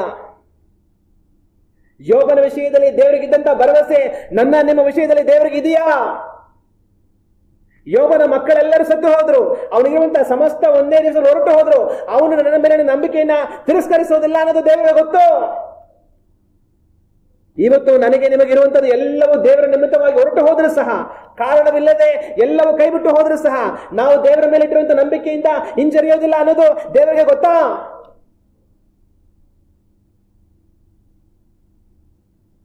ನಾವು ಯಾವ ರೀತಿಯಾಗಿದ್ದೇವೆ? ಒಂದು ವೇಳೆ ರೋಗ ಬಂದು ನಾವು ಸಾಯೋ ಪರಿಸ್ಥಿತಿ ಬಂದರೂ ಸಹ ದೇವರ ಮೇಲಿನ ನಂಬಿಕೆಯಿಂದ ನಾವು ಹಿಂಜರಿಯೋದಿಲ್ಲ ಅನ್ನೋ ಭರವಸೆ ದೇವರಿಗೆ ನಮ್ಮ ಮೇಲೆ ಇದೆಯಾ? ಯೋಬನ ಮೇಲೆ ದೇವರಿಗೆ ಆ ಭರವಸೆ ಇತ್ತು, ಅದಕ್ಕೋಸ್ಕರವಾಗಿನೇ ದೇವರನ್ನು ಅನುಮತಿಸಿದರು. ಆದ್ರೆ ಇವತ್ತು ಕೇವಲ ವ್ಯರ್ಥವಾದ ಕ್ಷುಲ್ಲಕವಾದ ಕಾರಣಗಳಿಗೆ ದೇವರಲ್ಲಿ ನಂಬಿಕೆ ಬಿಟ್ಟು ಬಿಡುವಂತವರಿದ್ದಾರೆ, ನಂಬಿಕೆ ಕಡಿಮೆ ಆಗಿ ಬಿಡುವಂತವರಿದ್ದಾರೆ. ಇನ್ನು ಯೋಬನವರೆಗೂ ಎಲ್ಲೋ ಹೋಗೋದು. ನಾವು ಯಾವ ರೀತಿ ಇದ್ದೀವಿ ಅನ್ನೋದನ್ನ ಯೋಚನೆ ಮಾಡಬೇಕು. ಇಸ್ರಾಯೇಲ್ ಜನಗಳನ್ನ ದೇವರು ಅರಣ್ಯದಲ್ಲಿ ನಡೆಸ್ಕೊಂಡು ಬಂದರು. ನಡೆಸ್ಕೊಂಡು ಬರುವಾಗ ಅವರಿಗೆ ಹಲವಾರು ಸವಾಲುಗಳು ಎದುರಾಯಿತು. ಕೆಂಪು ಸಮುದ್ರ ಅಡ್ಡ ಬಂತು, ದೇವರದನ್ನು ವಿಭಾಗಿಸಿ ಕರ್ಕೊಂಡು ಹೋದ್ರು. ಅಲ್ಲಿ ಅರಣ್ಯಕ್ಕೆ ಹೋದ್ರೆ ಅಲ್ಲಿ ಕುಡಿಯೋದಕ್ಕೆ ಒಂದ್ಸಲ ನೀರಿಲ್ಲ, ಒಂದ್ಸಲಿ ತಿನ್ನೋದಕ್ಕೆ ಊಟ ಇಲ್ಲ. ದೇವರು ಅವ್ರಿಗೋಸ್ಕರ ನೀರು ತರಿಸಿದ್ರು, ಅವ್ರಿಗೋಸ್ಕರ ಮನ್ನವನ್ನು ಸುರಿಸಿದ್ರು, ತಿಂತಾ ಇದ್ರು, ಕುಡಿತಾ ಇದ್ರು. ದಿನಗಳು ಹೋಗ್ತಾ ಹೋಗ್ತಾ ಬರೀ ಮನ್ನ ಮಾತ್ರ ಏನ್ ತಿನ್ನೋದು, ನಮಗೆ ಮಾಂಸ ಇದ್ದಿದ್ರೆ ಚೆನ್ನಾಗಿರೋದು ಅಂತ ಅನ್ಸೋದು. ದೇವರು ಮಾಂಸನ ಕೊಟ್ಟರು, ಅದನ್ನು ತಿಂದ್ರು. ಇನ್ನೊಂದ್ ಕಡೆ ಹೋದ್ರೆ ನೀರಿಲ್ಲ, ತಿರ್ಗ ದೇವರು ಬಂಡೆ ಸೀಳಿ ನೀರು ತರಿಸಿದ್ರು. ಇನ್ನೊಂದ್ ಕಡೆ ಹೋದ್ರೆ ನೀರಿದೆ, ಅದಕ್ಕೆ ಕಹಿ, ಕುಡಿಯೋದಕ್ಕೆ ಆಗ್ತಾ ಇಲ್ಲ. ದೇವರದನ್ನ ಸಿಹಿಯಾಗಿ ಬದಲಾಯಿಸಿದ್ರು. ಮತ್ತೆ ಇನ್ನೊಂದ್ ಕಡೆ ಕಾನಾನ್ ದೇಶಕ್ಕೆ ಹೋಗೋಣ ಅಂತ ಹೋದ್ರೆ ಆ ದೇಶದಲ್ಲಿರುವಂತವರೆಲ್ಲ ಮಹಾಬಲಿಷ್ಠರು, ಕೋಟೆ ಕೊತ್ತಲುಗಳುಳ್ಳಂತ ದೇಶ. ಅಲ್ಲಿ ಹೋಗಿ ಅವ್ರ ಮೇಲೆ ಯಾವ ತರ ಯುದ್ಧ ಮಾಡಿ ಗೆಲ್ಲಕ್ಕೆ ಸಾಧ್ಯ? ದೇವರು ನಮಗೆ ಮೋಸ ಮಾಡಿದ್ರು. ಅವ್ರು ನೋಡಿದ್ರೆ ತುಂಬಾ ಬಲಿಷ್ಠರಾಗಿದ್ದಾರೆ, ಅವ್ರ ಮೇಲೆ ಹೋಗಿ ಯುದ್ಧ ಮಾಡಿ ಜಯಿಸಕ್ ಆಗಲ್ಲ. ನಾವು ಯಾವಾಗ ಬಿಟ್ವಿ, ಐಗುಪ್ತ ದೇಶದಿಂದ ಬರಬಾರ್ದಾಗಿತ್ತು. ಆಗ ಅವರು ಐಗುಪ್ತ ದೇಶವನ್ನು ಬಿಟ್ಟು ಬಂದಾಗ್ಲಿಂದ ಅರಣ್ಯದಲ್ಲಿದ್ದಂತ ಕಾಲದಲ್ಲೆಲ್ಲ ಎಲ್ಲಾ ಸಮಯದಲ್ಲಿಯೂ ದೇವರಿಗೆ ವಿರುದ್ಧವಾಗಿ ಅವ್ರು ಗುಣಗುಡ್ತಾ ಇದ್ರು. ನೀರಿಲ್ಲ, ಊಟ ಇಲ್ಲ, ಮಾಂಸ ಇಲ್ಲ, ಹಲವಾರು ಕಾರ್ಯಗಳು. ಆದ್ರೆ ಇಂಥ ಒಂದೊಂದು ಪರಿಸ್ಥಿತಿಯನ್ನು ದೇವರ ಇಸ್ರಾಯೇಲ್ ಜನಗಳಿಗೆ ಅನುಮತಿಸೋದಕ್ಕೆ ಕಾರಣ ಏನು? ಅವ್ರು ನೀರು ಬೇಕು ದೇವರೇ, ನೀರಿಲ್ಲ ಸ್ವಾಮಿ, ನೀರು ಕೊಡೋ ಸ್ವಾಮಿ ಅಂತ ಕೇಳಕ್ ಮುಂಚೆನೆ ನೀರನ್ನು ಒದಗಿಸೋದಕ್ಕೆ ದೇವರಿಗೆ ಸಾಧ್ಯನೇ ಇಲ್ವಾ? ದೇವರಿಗೆ ಸಾಧ್ಯ. ಅವ್ರ ಊಟ ಇಲ್ಲ ಅಂತ ಹೇಳಕ್ ಮುಂಚೆನೆ ಅವ್ರಿಗೋಸ್ಕರ ಮಣ್ಣ ಸುರಿಸಿ ಊಟವನ್ನು ಕೊಡೋದಕ್ಕೆ ದೇವ್ರ ಸಾಧ್ಯನೇ ಇಲ್ವಾ? ಸಾಧ್ಯ. ಅವ್ರು ಹೋಗ್ತಾರ ದಾರಿಯಲ್ಲಿ ಮುಂದೆ ಬರುವಂತ ನೀರು ಕಹಿ ಆಗಿದೆ, ಅದನ್ನು ಮೊದಲೇ ಸಿಹಿ ಮಾಡೋಣ ಅಂತ ಹೇಳಿ ದೇವ್ರಿಗೆ ಮಾಡೋದಕ್ಕೆ ಆಗೋದಿಲ್ವಾ? ಸಾಧ್ಯ. ಆದ್ರೆ ದೇವರು ಅದೆಲ್ಲವನ್ನ ಅವ್ರು ಎದುರುಗೊಳ್ಳೋ ಹಾಗೆ ಮಾಡಿದ್ರು. ಏನಕ್ಕೋಸ್ಕರ ದೇವರು ಅದನ್ನ ಎದುರುಗೊಳ್ಳೋ ಹಾಗೆ ಮಾಡಿದ್ರು? ಕಾರಣ ಅವರನ್ನ ಪರೀಕ್ಷೆ ಮಾಡೋದಕ್ಕೆ, ಅವರ ನಂಬಿಕೆಯನ್ನ ಪರೀಕ್ಷೆ ಮಾಡೋದಕ್ಕೆ. ಅಂತ ಯಾವುದೇ ಸವಾಲು ಅವರಿಗೆ ಬರದ ಹಾಗೆ ದೇವರು ಮೊದಲೇ ಅದನ್ನು ಸರಿ ಮಾಡಬಹುದಾಗಿತ್ತು. ಆದ್ರೆ ದೇವರು ಆ ಸವಾಲನ್ನು ಎದುರಿಸೋ ಹಾಗೆ ಬಿಟ್ಟು ಕೊಟ್ಟದಕ್ಕೆ ಕಾರಣ ಅವರ ನಂಬಿಕೆಯನ್ನು ಪರೀಕ್ಷೆ ಮಾಡೋದಕ್ಕೆ. ಆದ್ರೆ ಒಂದೊಂದು ಸರಿನೂ ಅಂತಹ ಸವಾಲನ್ನು ಅವರು ಎದುರಿಸಿದಾಗ ಅವರು ನಂಬಿಕೆಯಲ್ಲಿ ದೃಢವಾಗಿ ನಿಂತುಕೊಳ್ಳಲಿಲ್ಲ, ಆದ್ರೆ ದೇವರಿಗೆ ವಿರುದ್ಧವಾಗಿ ಮಾತಾಡಿದ್ರು. ಅವ್ರು ಏನ್ ಹೇಳ್ಬೋದಾಗಿತ್ತು? ನಮಗೋಸ್ಕರ ಐಗುಪ್ತ ದೇಶದಲ್ಲಿ ಎಷ್ಟೋ ಅದ್ಭುತಗಳನ್ನು ಮಾಡಿದ ದೇವರು, ನಮಗಾಗಿ ಕೆಂಪು ಸಮುದ್ರವನ್ನು ವಿಭಾಗಿಸದೆ ದೇವರು, ನಮಗೆ ಊಟ ಕೊಡೋದಿಲ್ವಾ, ನೀರು ಕೊಡೋದಿಲ್ವಾ, ದೇವರೇ ನಮಗೆ ಕೊಡು ಸ್ವಾಮಿ ಅಂತ ಹೇಳಿ ಒಂದು ಚಿಕ್ಕ ಪ್ರಾರ್ಥನೆ ಮಾಡಿದ್ರೆ ದೇವರು ಅವ್ರಿಗೋಸ್ಕರ ಏನ್ ಬೇಕಾದ್ರೂ ಮಾಡ್ತಾ ಇದ್ರು. ಆದ್ರೆ ಅವರ ನಂಬಿಕೆಯನ್ನು ಪ್ರದರ್ಶಿಸಲಿಲ್ಲ. ಅವರು ಪ್ರದರ್ಶಿಸಿದ್ದು ಅವಿಶ್ವಾಸವನ್ನ. ಅಯ್ಯೋ ನಮ್ಗೆ ಕುಡಿಯೋದು ನೀರಿಲ್ಲ, ನಮ್ಗೆ ತಿನ್ನಕ್ಕಿಲ್ಲ, ಅನ್ನ ಇಲ್ಲ, ಅಯ್ಯೋ ನಮ್ಗೆ ಮಾಂಸ ಇಲ್ಲ, ನಾವು ಅಲ್ಲೇ ಇದ್ದಿದ್ರೆ ಚೆನ್ನಾಗಿರೋದು, ಯಾಕಾದ್ರೂ ಬಂದ್ವೋ? ಒಂದೊಂದು ಸಾರಿನೂ ದೇವರಿಗೆ ವಿರುದ್ಧವಾಗಿ ಅವರು ಮಾತಾಡಿದ್ರು. ಆದ್ರೆ ಅಂತ ಪರಿಸ್ಥಿತಿಯನ್ನು ದೇವರು ಅನುಮತಿಸಿದ ಕಾರಣ ಅವರ ನಂಬಿಕೆಯನ್ನು ಪರೀಕ್ಷೆ ಮಾಡೋದಕ್ಕೆ. ನಮ್ಮ ಕರ್ತನಾದ ಯೇಸು ಕ್ರಿಸ್ತನು ಅವರ ಶಿಷ್ಯಂದರು ದೋಣಿಯಲ್ಲಿ ಒಂದು ಬಾರಿ ಪ್ರಯಾಣ ಮಾಡ್ತಾ ಹೋಗ್ತಾ ಇರ್ತಾರೆ. ಎಲ್ಲ ಚೆನ್ನಾಗಿರುತ್ತೆ. ಯೇಸು ಸ್ವಾಮಿ ಬೆಳಗಿನಿಂದ ಸಂಜೆವರೆಗೂ ಸೇವೆ ಮಾಡಿ, ಉಪದೇಶ ಮಾಡಿ, ಪ್ರಾರ್ಥನೆ ಮಾಡಿ ಸಾಕಾಗಿರುತ್ತೆ. ಒಂದ್ ಕಡೆ ಹೋಗಿ ಅವ್ರು ಮಲ್ಕೊಳ್ತಾರೆ, ದೋಣಿ ಹಿಂದೆಗಡೆ ಹೋಗಿ. ಅಷ್ಟರಲ್ಲೇನಾಗುತ್ತೆ, ಎಲ್ಲ ಚೆನ್ನಾಗಿದ್ದು ದೊಡ್ಡ ಬಿರುಗಾಳಿ ಬಂದು ದೊಡ್ಡ ದೊಡ್ಡ ಅಲೆಗಳು ಬಂದು ಸಮುದ್ರ ಎಲ್ಲ ಅಲ್ಲೋಲ ಕಲ್ಲೋಲ ಆಗಿ ದೋಣಿ ಎಲ್ಲ ಮುಳುಗೋ ಹಾಗೆ ಆಗಿ ನಾವಿನ್ನೆಲ್ಲ ಸತ್ವಿ ಅನ್ನೋ ಪರಿಸ್ಥಿತಿ ಬಂದ್ಬಿಡುತ್ತೆ. ಅಪೊಸ್ತಲರೆಲ್ಲ ಏನ್ ಮಾಡ್ತಾರೆ, ಓಡೋಗಿ ಯೇಸುವೇ, ಸ್ವಾಮಿ, ಗುರುವೇ, ನಮ್ಮನ್ನು ಕಾಪಾಡೋ, ಸಾಯ್ತಾ ಇದ್ದೀವಿ, ನಿನ್ ಚಿಂತೆ ಇಲ್ವಾ, ಮಲ್ಕೊಂಡಿದೆಯಲ್ಲ ನೀನು ಅಂತ ಅಂತಾರೆ. ಅದಾದ್ಮೇಲೆ ಯೇಸು ಕ್ರಿಸ್ತನ ಎದ್ದು ಏನ್ ಮಾಡ್ತಾರೆ, ಆ ಸಮುದ್ರವನ್ನು ಬಿರುಗಾಳಿ ಗದರಿಸಿ ಎಲ್ಲವನ್ನು ಒಂದು ಕ್ಷಣದಲ್ಲಿ ಸಮಾಧಾನ ಮಾಡ್ತಾರೆ. ಆಮೇಲೆ ಶಿಷ್ಯಂದ್ರನ್ನ ನೋಡಿ ಏನ್ ಹೇಳ್ತಾರೆ, ನೀವೇನ್ ಚಿಂತೆ ಮಾಡಬೇಡಿ, ಏನು ಭಯಪಡಬೇಡಿ, ನಾನಿದ್ದೀನಿ, ನಿಮ್ಮನ್ನ ಯಾವಾಗ ನೋಡ್ಕೊಳ್ತೀನಿ ಅಂತ ಹೇಳ್ತಾರ. ಚೆನ್ನಾಗಿ ಬೈದ್ರೆ ಅವ್ರು ನೋಡ್ಬಿಟ್ಟು, ಅಲ್ಪ ವಿಶ್ವಾಸಿಗಳ ಯಾಕೆ ಭಯ ಪಡ್ತಾ ಇದ್ದೀರಾ ಅಂತ ಹೇಳಿ ಬೈದ್ಬಿಟ್ಟು ಹೋದ್ರು. ಆಗ ಆ ಸಮಯದಲ್ಲಿ ಅಂತ ಒಂದು ಬಿರುಗಾಳಿ, ಅಂತ ಒಂದು ಅಲೆಗಳು ಬಂದು ಆ ಪರಿಸ್ಥಿತಿ ಬರೋದಕ್ಕೆ ಕಾರಣ ಏನು? ಇದು ಬರುತ್ತೆ ಅಂತ ಯೇಸು ಕ್ರಿಸ್ತನಿಗೆ ಮೊದಲೇ ಗೊತ್ತಿಲ್ವಾ? ಅವ್ರಿಗೆ ಎಲ್ಲ ಗೊತ್ತು, ಅವರು ಮಲ್ಕೊಂಡಿರೋದೇ ಇದು ಬರ್ಲಿ ಅಂತ. ನಾನು ಮಲ್ಕೊಂಡಿದ್ರೆ ಇದು ಬಂದ್ರೆ ಇವ್ರೇನ್ ಮಾಡ್ತಾರೆ ನೋಡೋಣ ಅಂತ. ಆದ್ರೆ ಅಷ್ಟರಲ್ಲಿ ಅದೆಲ್ಲ ಬಂದ್ಮೇಲೆ ಇವ್ರೇನ್ ಮಾಡ್ಬೋದಾಗಿತ್ತು, ದೇವ್ರ ನಮ್ಮ ಜೊತೆ ಇದ್ದಾರೆ, ಅವ್ರು ನೋಡ್ಕೊಳ್ತಾರೆ ಬಿಡು ಅಂತ ಅವ್ರು ಇರ್ಬೋದಾಗಿತ್ತು, ಅವ್ರು ಮಾಡೋ ಪ್ರಯತ್ನ ಮಾಡ್ಬೋದಾಗಿತ್ತು. ಆದ್ರೆ ಇವ್ರೇನ್ ಮಾಡಿದ್ರು, ಓಡೋಗಿ ಕಾಲಿಟ್ಕೊಂಡು ಅವ್ರು ನೆಬರಿಸಿ, ನಾವು ಸಾಯ್ತಾ ಇದ್ದೀನಿ, ಚಿಂತೆ ಇಲ್ವಾ, ಅಯ್ಯೋ ನೀನ್ ಸುಮ್ಮನೆ ಇದೆಯಲ್ಲ, ಹಂಗೆ ಹಿಂಗೆ ಅಂತೆಲ್ಲ ಹೇಳ್ತಾ ಇದ್ರು. ಅಂದ್ರೆ ನಮ್ ಕಥೆನ ಅಷ್ಟೇ ಮುಗಿದಾಯ್ತು ಅಂತ. ಅವ್ರ ಕತೆ ಮುಗಿದೋಗ್ಬೇಕಂದ್ರೆ ಯೇಸು ಕ್ರಿಸ್ತನ ಕತೆ ಮುಗಿದೋಗ್ಬೇಕು, ಯಾಕಂದ್ರೆ ಅವ್ರ ಜೊತೆ ಇವ್ರು ಕೂಡ ಮುಳುಗಬೇಕಾಗುತ್ತೆ. ಆದ್ರೆ ಅವ್ರ ನಂಬಿಕೆಯನ್ನ ತೋರಿಸದೆ ಹೋರೋದ್ರಿಂದ ಅಲ್ಪ ವಿಶ್ವಾಸಿಗಳಿಂದ ಬೈತಾರೆ, ಯಾಕೆ ಧೈರ್ಯ ಇಡ್ತೀರಾ ಅಂತ ಬೈತಾರೆ. ಅವಾಗ ಇದೇ ರೀತಿ ಏನಾಗುತ್ತೆ ಅಂತಂದ್ರೆ, ಹಲವು ಸಂದರ್ಭಗಳಲ್ಲಿ ದೇವರು ನಮ್ಮ ಜೀವಿತಗಳಲ್ಲಿ ಏನ್ ಮಾಡ್ತಾರೆ, ಕೆಲವೊಂದು ಪರಿಸ್ಥಿತಿಗಳನ್ನ ದೇವರು ಅನುಮತಿಸ್ತಾರೆ. ಯಾಕೆ ದೇವರು ಅನುಮತಿಸ್ತಾರೆ? ದೇವ್ರಿಗೆ ಗೊತ್ತಿಲ್ದಿರ ಅದು ಬಂದ್ಬಿಡ್ತು ಅಂತಲ್ಲ, ಅದನ್ನ ಕಳಿಸಿದ್ದೆ ದೇವರು. ಯಾಕೆ? ನಮ್ಮ ನಂಬಿಕೆಯನ್ನ ಪರೀಕ್ಷೆ ಮಾಡೋದಕ್ಕೆ. ಅಂದ್ರೆ ನಮ್ಮ ನಂಬಿಕೆ ಎಷ್ಟು ಮಟ್ಟಿಗೆ ಇದೆ ಅನ್ನೋದು ದೇವ್ರಿಗೆ ಗೊತ್ತಿಲ್ವಾ? ನಮ್ಮ ನಂಬಿಕೆ ಎಷ್ಟು ಮಟ್ಟಿಗೆ ಇದೆ ಅನ್ನೋದು ದೇವ್ರಿಗೆ ಗೊತ್ತು. ಆದ್ರೆ ಯಾರು ಗೊತ್ತಿಲ್ಲ ಅಂದ್ರೆ ನಮಗೆ ಗೊತ್ತಿಲ್ಲ. ನಾವೇನ್ ಮಾಡ್ತಾ ಇರ್ತೀವಿ, ತುಂಬಾ ಬಿಲ್ಡಪ್ ಕೊಡ್ತಾ ಇರ್ತೀವಿ. ಏನಂತ, ನನ್ನ ನಂಬಿಕೆ ತುಂಬಾ ಜಾಸ್ತಿ, ನಾನು ಏನ್ ಬಂದ್ರೂ ನಂಬಿಕೆ ಬಿಡೋದಿಲ್ಲ ಅಂತ ಬೇರೆಯವ್ರ ಬಗ್ಗೆ ಎಲ್ಲ ಬೇರೆಯವ್ರ ಹತ್ರ ಚೆನ್ನಾಗಿ ಮಾತಾಡ್ತಾ ಇರ್ತೀವಿ. ಇನ್ನೊಬ್ರು ಕಷ್ಟ ಇದ್ದಾಗ ದೃಢವಾಗಿರಿ, ನಂಬಿಕೆ ಸಿಸ್ಟರ್, ನಂಬಿಕೆಯಲ್ಲಿ ಬಲವಾಗಿರಿ, ದೇವರೆಲ್ಲ ಮಾಡ್ತಾರೆ ಅಂತ. ಇವ್ರು ಆ ಪರಿಸ್ಥಿತಿ ಬಂದಾಗ ಏನ್ ಮಾಡ್ತಾರಂತ ದೇವ್ರು ಅನುಮತಿಸಿದ ಮೇಲೆ ಗೊತ್ತಾಗೋದು. ಅದಕ್ಕೆ ದೇವ್ರು ಅನುಮತಿಸೋದು. ಅಂದ್ರೆ ನಮ್ಮನ್ನ ನಾವೇನು ಅಂತ ದೇವ್ರು ತೋರಿಸ್ಕೊಳ್ಳೋದಕ್ಕೆ, ನೋಡು ನೀನ್ ಇಷ್ಟೇ, ನೀನು ಹೆಂಗಿರ್ಬೇಕು ಹಂಗಿರು, ಜಾಸ್ತಿ ನಿನ್ನ ಉಳ್ಕೊಂಬೇಡ ಅಂತ ದೇವ್ರೇನ್ ಮಾಡ್ತಾರೆ, ನಮ್ಮನ್ನ ನಮಗೆ ತೋರಿಸ್ಕೊಡ್ತಾರೆ. ಆಗ ಇಸ್ರಾಯೇಲ್ ಜನಗಳು ನಂಬಿಕೆ ಇಲ್ಲದವರಾದ್ರು, ಶಿಷ್ಯಂದರು ಅಲ್ಪ ವಿಶ್ವಾಸಿಗಳಾದ್ರು. ಆದ್ರೆ ಇನ್ನೊಂದು ತರದ ವರ್ಗ ಜನಗಳಿದ್ದಾರೆ, ಇನ್ನೊಂದು ಗುಂಪಿನ ಜನಗಳಿದ್ದಾರೆ. ಅವ್ರು ಯಾರು ಅಂತಂದ್ರೆ ದೊಡ್ಡ ನಂಬಿಕೆ ಇರೋರು. ಯೇಸು ಕ್ರಿಸ್ತನ ಸೇವೆ ಮಾಡ್ತಾ ಇದ್ದಂಥ ಕಾಲದಲ್ಲಿ ಶತಾಧಿಪತಿ ಬರ್ತಾನೊಬ್ಬ, 100 ಸೈನಿಕರಿಗೆ ನಾಯಕ. ಅವನ ಸೈನ್ಯದಲ್ಲಿ ಒಬ್ಬನಿಗೆ ಹುಷಾರಿಲ್ದರ ಮನೇಲಿ ಮಲಗಿರ್ತಾನೆ. ಯೇಸು ಕ್ರಿಸ್ತನು ಎಲ್ಲರನ್ನ ವಾಸಿ ಮಾಡ್ತಾ ಇದ್ದಾರೆ, ಬಿಡುಗಡೆ ಮಾಡ್ತಾ ಇದ್ದಾರೆ ಅನ್ನೋ ವಿಷಯ ತಾನು ಕೇಳಿ ಬಂದಾಗ ತಾನು ಅವ್ರ ಹತ್ರ ಬರ್ತಾನೆ, ಸ್ವಾಮಿ ನಮ್ಮ ಮನೆಯಲ್ಲಿ ನಮ್ಮ ಸೈನಿಕ ಒಬ್ಬ ಹುಷಾರಿಲ್ದರ ಮಲಗಿದ್ದಾನೆ. ಯೇಸು ಕ್ರಿಸ್ತನು ಹೇಳ್ತಾರೆ, ಸರಿ ನಡಿ, ನಾನು ಬರ್ತೀನಿ, ಹೋಗೋಣ, ವಾಸಿ ಮಾಡ್ತೀನಿ ಅವನ್ನ ಅಂತ ಹೇಳ್ತಾರೆ. ಅಷ್ಟರಲ್ಲಿ ತಾನೇನು ಹೇಳ್ತಾನೆ ಅಂದರೆ, ಸ್ವಾಮಿ ನೀವು ನನ್ನ ಮನೆಗೆ ಬರೋಷ್ಟು ಯೋಗ್ಯತೆ ನನಗಿಲ್ಲ, ನೋಡಿ ನನ್ನ ಕೈ ಕೆಳಗಡೆ ಸೈನಿಕರಿದ್ದಾರೆ, ನನಗಿಂತ ಮೇಲೆ ಕೂಡ ಅಧಿಕಾರಿಗಳಿದ್ದಾರೆ. ಅವ್ರು ಹೇಳ್ದಂಗೆ ನಾನು ಕೇಳ್ತೀನಿ, ನಾನು ಹೇಳ್ದಂಗೆ ಇವ್ರು ಕೇಳ್ತಾರೆ. ಆಗ ಅಧಿಕಾರ ಏನು ಅಂತ ನನಗೆ ಚೆನ್ನಾಗಿ ಗೊತ್ತು. ಅದೇ ತರ ನಿಮಗೆ ಸಕಲ ಅಧಿಕಾರ ಇದೆ. ನೀವು ಬಂದು ಅಲ್ಲಿ ಮನೆಯಲ್ಲಿ ಕೈ ಇಟ್ಟು ಪ್ರಾರ್ಥನೆ ಮಾಡಿ ಅವನು ವಾಸಿ ಮಾಡ್ಬೇಕನ್ನೋ ಅಗತ್ಯ ಇಲ್ಲ. ನೀವು ಅಧಿಕಾರ ಉಳ್ಳ ಆತನು, ಇಲ್ಲಿಂದ ಅವ್ನು ಮಾತಾಡಿದ್ರೆ ಸಾಕು, ಅಲ್ಲಿ ಅವನಿಗೆ ವಾಸಿ ಆಗ್ಬಿಡುತ್ತೆ. ಅದರಿಂದ ನೀವು ಬರಬೇಡಿ, ಇಲ್ಲಿಂದ ಒಂದು ಮಾತು ಹೇಳ್ಬಿಡಿ ಸಾಕು ಅಂತ ಹೇಳ್ತಾನೆ. ಆಗ ಯೇಸು ಕ್ರಿಸ್ತನಿಗೆ ಆಶ್ಚರ್ಯ ಆಗುತ್ತೆ, ಇಸ್ರಾಯೇಲರಲ್ಲಿ ಇಂಥ ನಂಬಿಕೆಯನ್ನು ನಾನು ಕಾಣಲಿಲ್ಲ ಅಂತ ಹೇಳ್ತಾರೆ. ಕಾರಣ ಈ ಶತಾಧಿಪತಿ ಯಾರಾದ್ರೂ ರೋಮ್ ಸಾಮ್ರಾಜ್ಯದ ಸೈನಿಕ, ಇವರು ಇಸ್ರಾಯೇಲ್ ಜನಗಳು, ಯಹೂದ್ಯರು. ಅವನು ಬಂದು ರೋಮ್ ಸಾಮ್ರಾಜ್ಯದವನು, ಅನ್ಯ ಜನನು.